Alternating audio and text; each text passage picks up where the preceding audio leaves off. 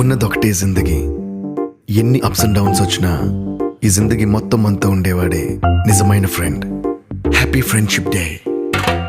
నిక్కర్ నుండి జీన్స్ లోకి మారిన, సైకిల్ నుండి బైక్ లోకి మారిన, కాన్వెంట్ నుండి కాలేజ్ కి మారిన, నోట్బుక్ నుండి ఫేస్బుక్ కి మారిన, ఏరా పిలుపు నుండి బాబాయ్ పిలుపు దాకా కాలింగ్ మారిన, ఫ్రెండ్ అన్న మాటలో స్పెల్లింగ్ మారునా, ఫీల్